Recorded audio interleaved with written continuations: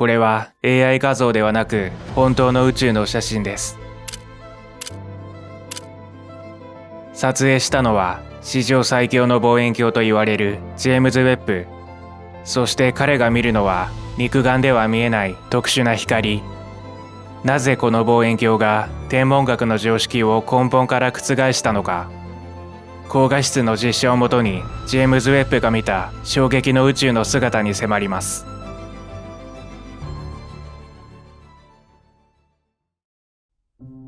これは最も有名な天体写真の一つ M16、創造の柱と呼ばれている星雲です。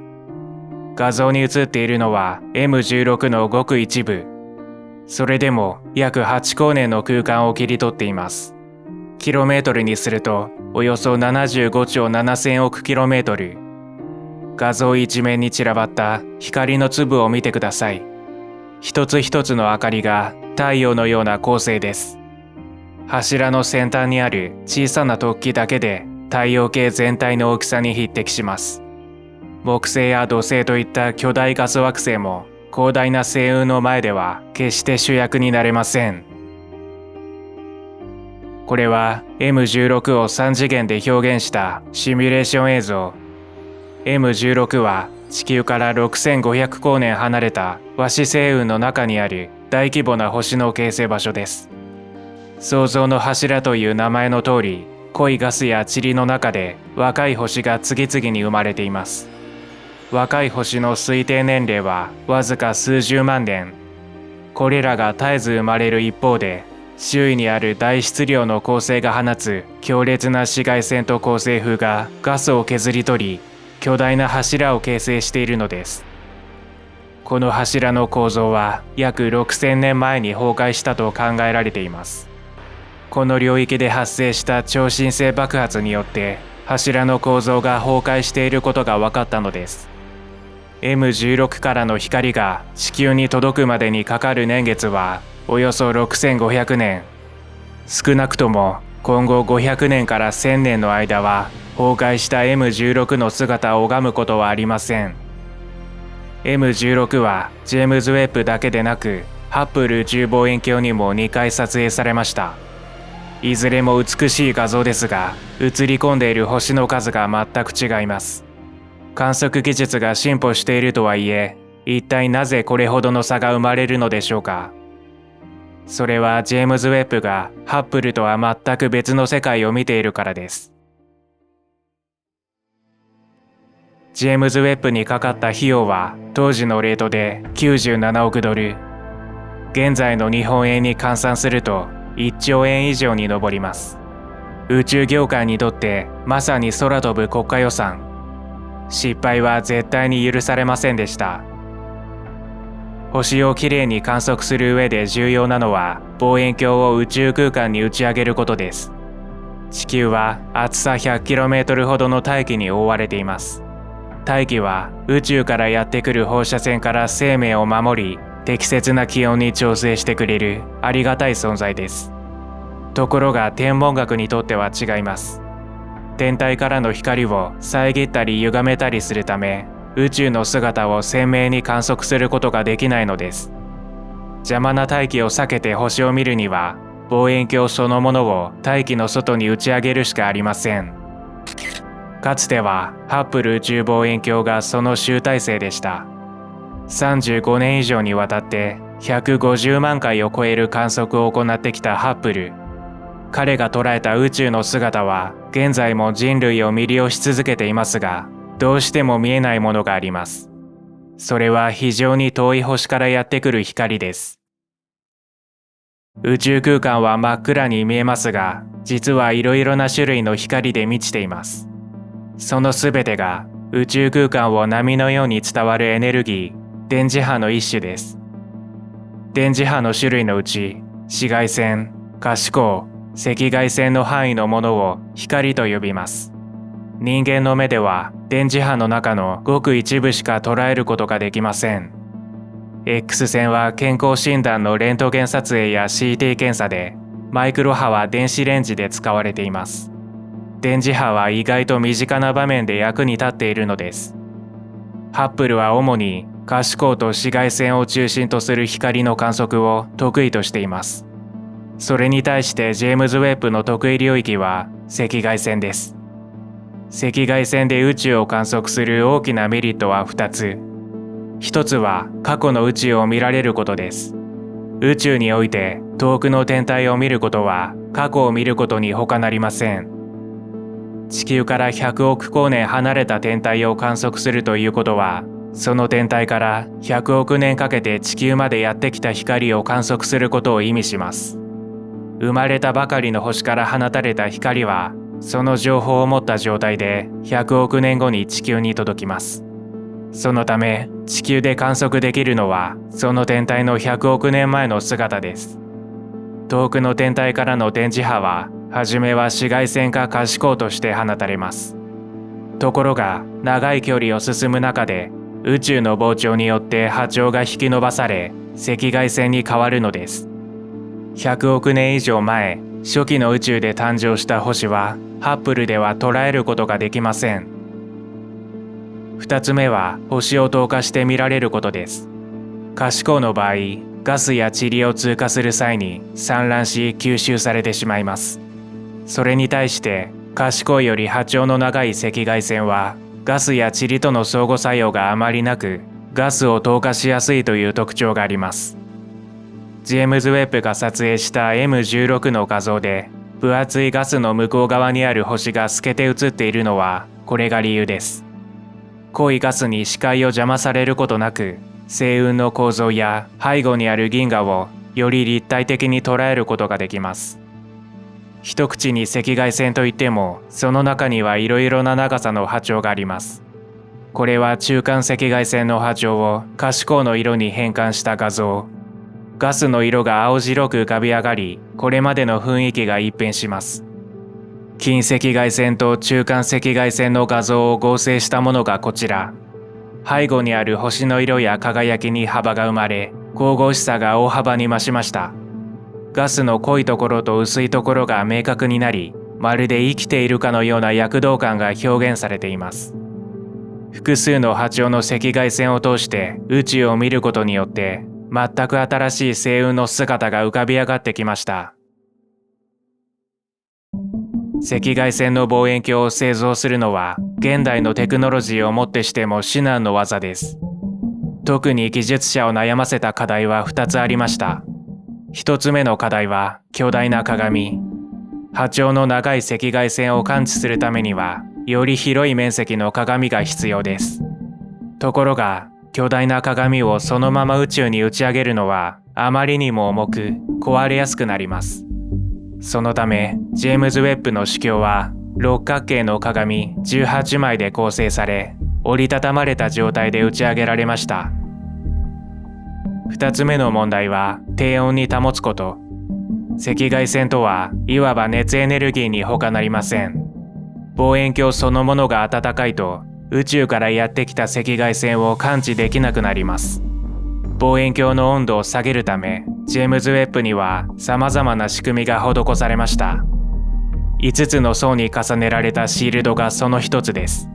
テニスコートとほぼ同じ面積のシールドは、主に太陽からの電磁波を遮る日傘としての役割を持っています。また、内部には超低温の冷凍機を搭載。中間赤外線を検出する装置は絶対0度に近いマイナス266度に保たれています。望遠鏡を設置する場所も重要です。ジェームズ・ウェッブは地球からおよそ150万 km 離れた軌道で太陽の周りを回っています。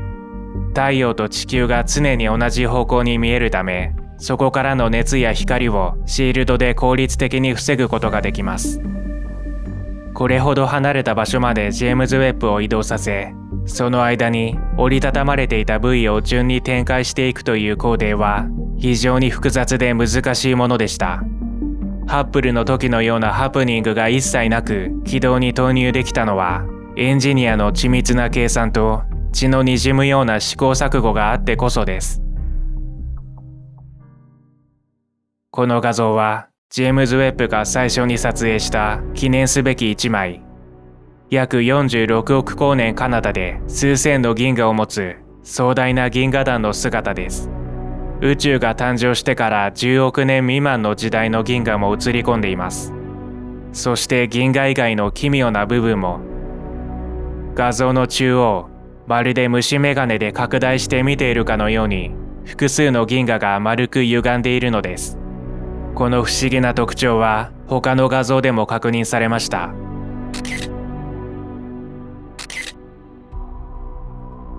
丸く歪んだ銀河の正体は、アインシュタインが予言した重力レンズ効果です。手前にある天体の重力がレンズのような役割を果たし、遠くの天体からの光をねじ曲げます。これによって手前の銀河が歪められたり拡大されたり、時には2つに分かれて見えることすらあります。銀河の形が本当に変わっているわけではありません。この画像の場合、遠くの銀河が手前の銀河を囲むようにリング状に広がっています。2つの天体がきれいに一直線に並んだ時のみ見ることができる珍しい現象です。銀河同士の距離、大きさ、形などによって見え方は様々。重力という身近で最も弱いはずの力が多様な銀河にさらなる個性を与えています。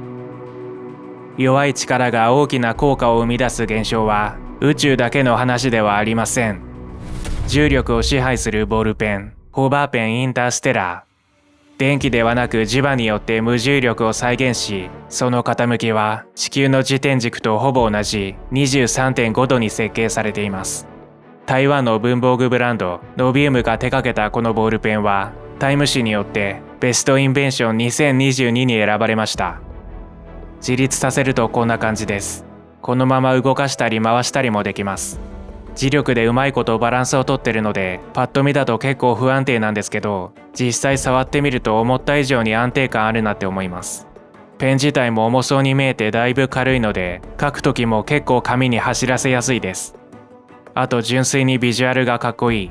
前提として実用品ではあるんですけど、インテリアとして導入するのもありだと思います。インターステラーには2つのハイエンドモデルがあります。メテオライトエディションは約45億6000万年前に生まれたムオニオナルスタ隕石を埋め込んだモデルです。あなたがこれまで触ったものの中で最も古い物体になると思います。さらにインターステラー以外にも2つのシリーズを展開。まるで SF の世界から飛び出してきたかのような近未来的なデザインです。今回は期間限定で決済時にコード HP26RYSS を使用すると10% オフで購入できます。興味のある方は概要欄のリンクからチェックしてみてください。地球からおよそ2万光年先にあるウェスタールンド2。ジェームズ・ウェッブの近赤外線と中間赤外線のデータを利用して作られました。数千個の若い星がまばゆい輝きを放っています。強く目を惹かれるのはダイヤのような輝きを放つ星々を額縁のように飾り付けている星雲。オレンジ色の濃密なガスと塵はまるで中世の絵画です。星々の放射線によって押し出され、内部から明るく照らされています。これはハッブルが赤外線で撮影した画像。中央にある星団の密度が際立って高いのが特徴です。ウェスタールンド2を3次元で捉えるとこのようになります。全体の大きさは6光年から13光年程度。天の川銀河で最も高温で最も明るく、そして最も質量の大きい恒星が含まれています。逆に木星の質量の約10倍という小さな恒星もあります。星々の間を飛び回り、巨大な星雲の脇をすり抜けていく壮大な青函旅行。その旅の終着点は中央に見えていた星々の集団。三次元的に表現することで星雲の構造をイメージしやすくなります。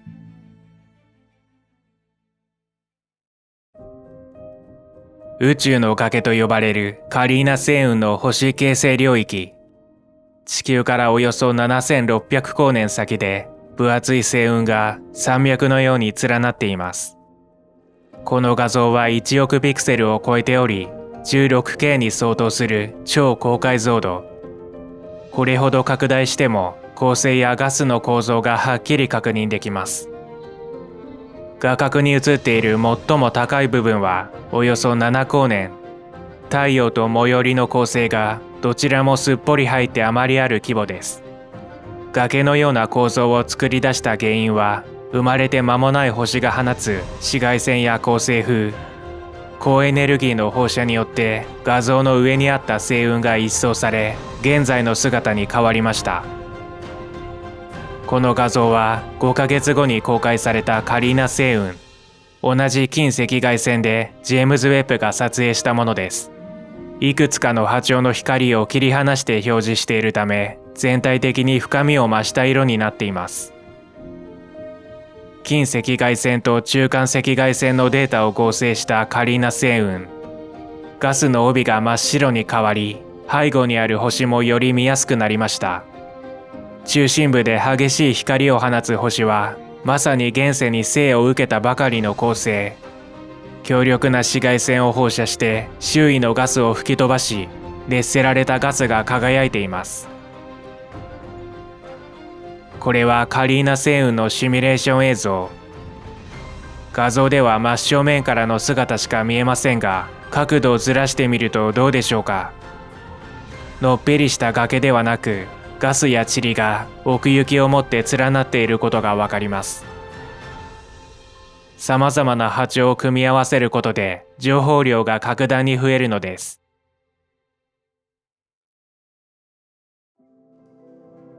地球から約3200万光年先に位置する M74、幻影や幽霊を意味するファントムギャラクシーの意味を持つ渦巻き銀河です。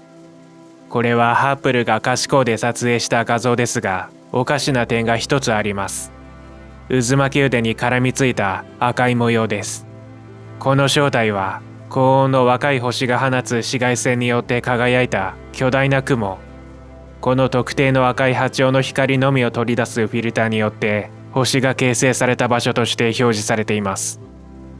同じ銀河をジェームズ・ウェッブが中間赤外線で捉えた画像がこちら。渦巻き腕の中に隠れていたガスや塵の繊細な構造が浮かび上がりました。中心部にガスがほとんどないため、星の集団を直接見通すことができます。雲の巣のように怪しく腕を広げる姿は、その名の通り幽霊です。ところが、中間赤外線に近赤外線のデータを加えると、全く異なる色に変貌します。触手のように這い回るガスの構造が濃い赤色で表示されました。内部に見られるオレンジ色と黄色は、新しく形成された星団によって電離されたガスを表しています。そして、ハッブルとジェームズ・ウェッブのデータを合成した M74 がこちら。渦巻き腕の塵は赤色で、塵の中でもより高温の領域はオレンジ色で、中心部に位置する若い星は青色で、中心に向かうより重くて古い星はシアン色と緑色で示されています。幅広い長さの波長の光を組み合わせることで、これほど奥行きのある姿を再現できるのです。銀河や星雲のような巨大な星の構造を深く知る上で、赤外線での観測は重要な役割を果たします。地球からおよそ1300光年、オリオン座のすぐ近くに位置する有名な星、馬頭星雲。辰の落とし子が首をもたげたような特徴的な姿は多くの天文家を魅了しています。馬頭星雲は崩壊する星間物質雲によって形成された星雲です。巨大な柱の構造は分厚い物質でできているため、恒星の放射を受けても侵食されづらくなっています。馬頭星雲が完全に崩壊するまでには500万年程度の猶予があると言われています。かつてハッブルは馬頭星雲を赤外線で観測しました。ジェームズ・ウェッブは馬頭星雲の先端の部分を拡大し、近赤外線カメラを通して新たな姿を見せてくれました。星雲の縁の構造が鮮明になり、その背後に大量の銀河が顔を覗かせています。下の部分に映っている青白い星雲と、その上にある赤色のガスは、それぞれ別の水素ガスでできています。近くにある大質量の恒星からの紫外線によって下の星雲と上のガスの間に暖かいガスや塵の領域を生み出しているのです。赤外線を駆使すればガスの成分やそれに伴う化学反応まで推測することができます。地球から150万光年先にある不規則銀河 NGC6822、視界を覆い尽くさんばかりにカラフルな星がひしめき合っています。拡大してもその明るさや輝きが色あせることはありません。ジェームズ・ウェッブの驚異的な解像度には驚かされるばかりです。この銀河の直径は約7000光年程度。恒星の数はわずか100万個ほどしかなく、天の川銀河の10万分の1にも及びません。画像の左側に映っている青い光は銀河内で最も明るい球状星団です。それに対して赤色やオレンジ色で示されているのは比較的暗い星です。近赤外線カメラによって星の明るさが分かりやすく可視化されています。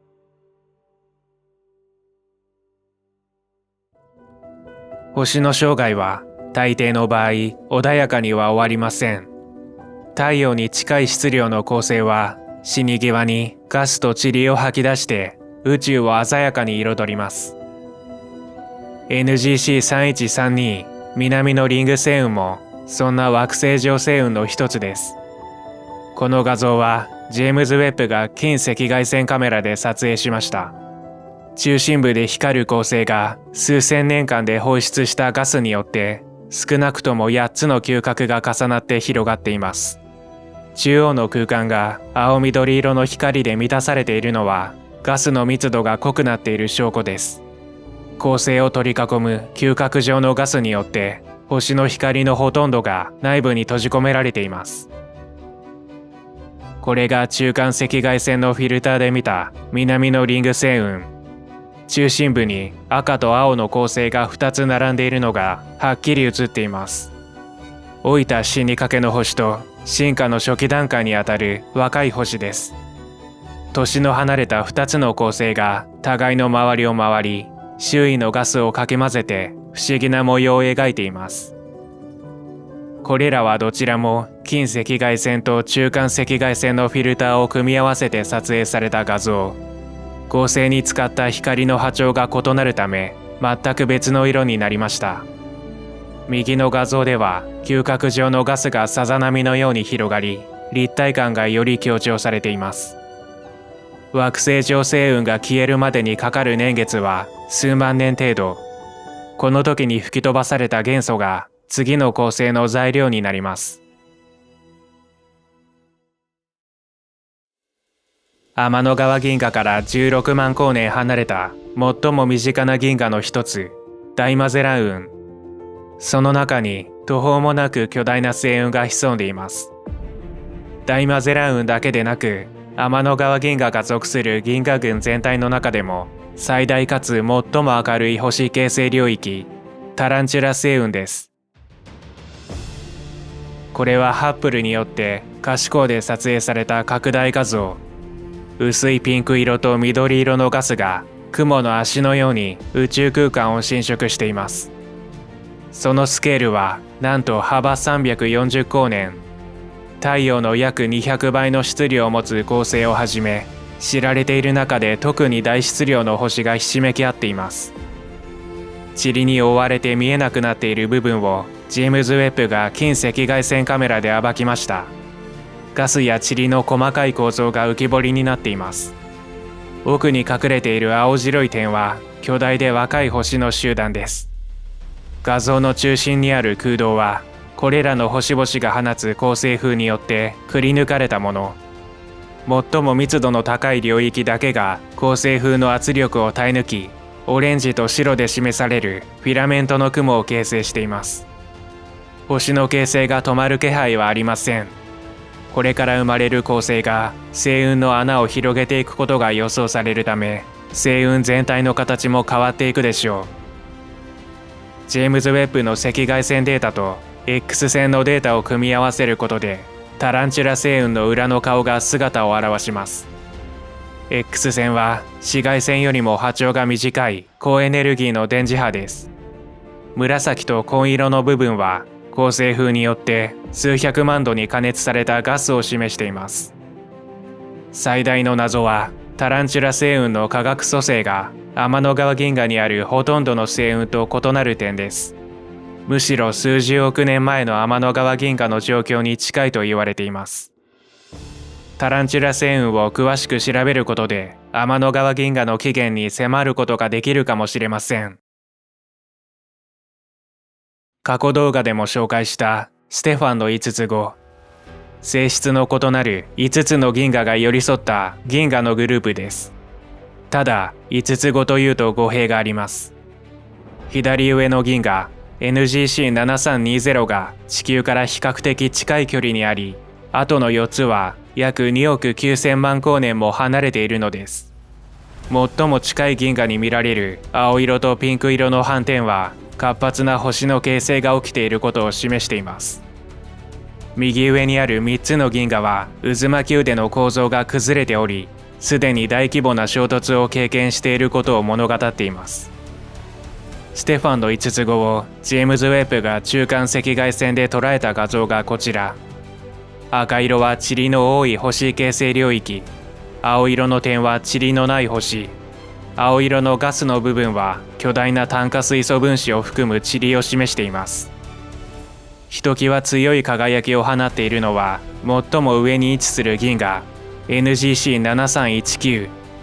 この中心部には太陽の2400万倍の質量を持ち、太陽の400億倍に相当するエネルギーを放つ超大質量ブラックホールがあります。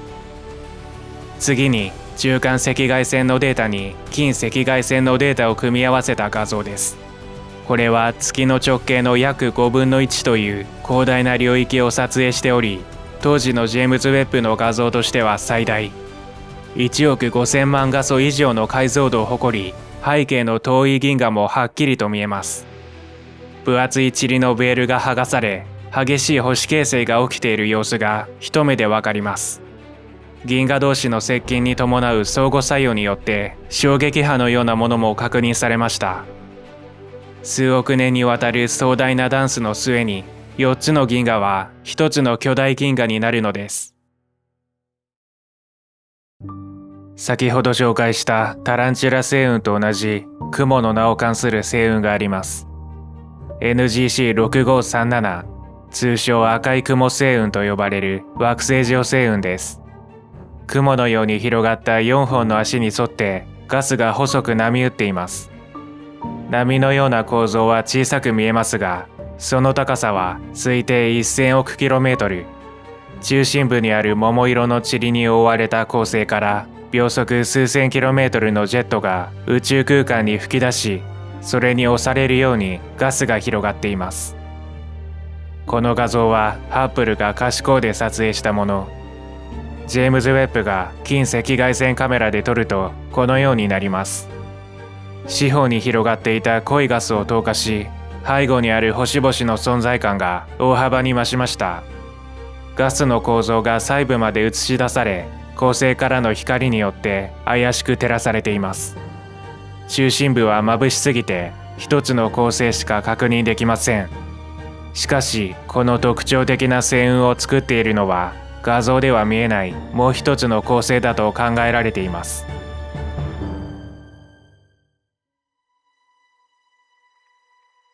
銀河の形は多様性に満ちていますが、この銀河ほど変わった構造はないかもしれません。地球からおよそ5億光年彼方で輝く異形の銀河、通称車輪銀河。ジェームズ・ウェッブの近赤外線と中間赤外線による合成画像です。左側に写っている2つの銀河は車輪銀河の重力に引き寄せられて周囲を回っている小型の銀河です。なぜ車輪と呼ばれているのかはその姿を見れば一目瞭然。画像には写っていない別の銀河と約4億年前に衝突したことで現在の構造になったと考えられています。中心核には高温の塵が大量に集まっており、巨大な若い星団が存在します。外側のリングは主に星の形成と超新星爆発によって形成されました。このリングが膨張すると周囲のガスとぶつかり、星の形成を促します。赤外線に加えて X 線や紫外線など複数のデータを組み合わせた画像がこちら。車輪銀河の縁の部分が激しく光っているのは爆発的な星の形成が起きているためです。特に質量の大きい恒星が超新星爆発を起こすと中性子星とブラックホールが残ります。それらの近くに別の恒星がある場合、物質を吸い込んで引き離すことで強力な X 線を放ちます。いくつもの巨大な恒星が生と死のサイクルを繰り返す車輪銀河は天の川銀河とはかけ離れた熾烈な世界です。最後に紹介するのは地球から700光年先にある惑星上星雲の NGC7293 螺旋星雲。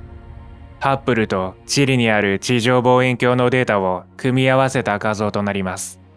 巨大な眼球のように見える不思議な形です。これをジェームズ・ウェッブの近赤外線で撮影するとこうなります。濃いガスや塵に阻まれて見えなかった細かい構造まではっきり捉えました。拡大するとガスが金色のさざ波のように中心に向かって流れています。中心部にある死に際の恒星から放たれる風に吹き飛ばされているのです。螺旋星雲は近赤外線以外にもさらに幅広い波長で観測されています。これが中遠赤外線で撮影した画像。中心部が怪物の目のように赤く光っているのが印象的です。周囲のガスが恒星によって加熱されていることが示されています。そしてこれが赤外線と紫外線を合成した画像。恒星からの紫外線の放射がガスを加熱し、赤外線で明るく輝いています。これが画像で青色として表示されており、邪悪な様相を呈しています。エネルギーの発生源である恒星そのものは小さすぎてほとんど見えません。さまざまな波長の電磁波はそれぞれが全く別の世界を見せてくれます。星の構造、温度、明るさ、一つの天体を複数の角度から見ることで何倍もの情報を得られるようになりました。ジェームズ・ウェッブは天文学においては21世紀を代表する発明と言っても過言ではない。僕はそう感じます。地球と月までの距離のおよそ4倍も離れた場所を回っているジェームズ・ウェッブ。高度 500km から 600km にあるハッブルは宇宙飛行士を直接派遣して修理することができましたが、ジェームズ・ウェッブはそうもいきません。不慮の事故で故障したり推進剤が尽きたりすればもう動かせないのです。幸いなことにジェームズ・ウェッブは今の軌道に20年間はとどまれるほどの燃料を残しているとみられます。ジェームズ・ウェッブの運用が始まってまだ5年目。当初の想定の倍以上という運用年数の中でジェームズ・ウェッブは何を発見するのでしょうか。